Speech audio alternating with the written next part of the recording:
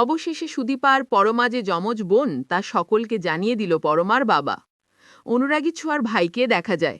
আদিত্য সুদীপার যে বিয়ে হচ্ছে সে খবর পেয়ে যায় পরমা। এই বিয়ে আটকানোর জন্য কলকাতা থেকে নবীনপুর গ্রামে ছুটে আসে।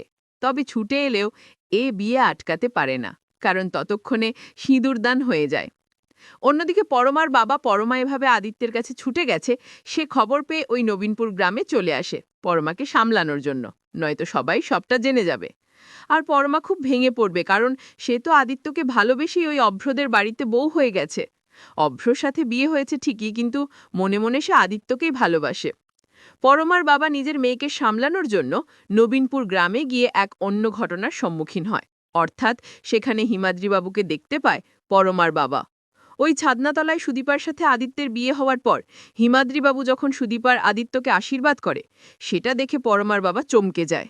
ভাবতে থাকে, এ তোমার কোন লীলা খেলা ভগবান, তুমি আবারও দুই বোনকে মুখোমুখি করলে, আর ঠিক এইভাবে মুখোমুখি করলে। পরমা প্রচণ্ড ক্ষেপে যায় এবং ক্ষেপে গিয়ে সুদীপাকে আজেবাজে কথা বলতে থাকে।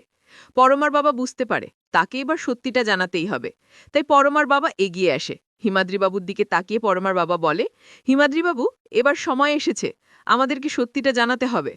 কোন সত্যির কথা বলছে পরমার বাবা? আর সেই সত্যি হিমাদ্রিবাবুও জানে।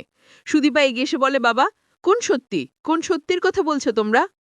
ঠিক তখনই হিমাদ্রিবাবু এবং পরমার বাবা দুজনেই সবাইকে জানায় যে পরমা এবং সুদীপা দুজনেই যমজ বোন, আর তারা এই দুই বোনকেই অনাথাশ্রম থেকে অ্যাডপ্ট করেছিল। তো বন্ধুরা, তোমরা এটা চাও তো যে এভাবেই যেন পরমার বাবা এবং হিমাদ্রিবাবু দুজনেই মুখ খুলে সব সত্যি সকলকে জানিয়ে দেয় এবং পরমা সুদীপা যেন নিজেদের আসল পরিচয় জানতে পারে? কমেন্ট করে জানাতে ভুলো না।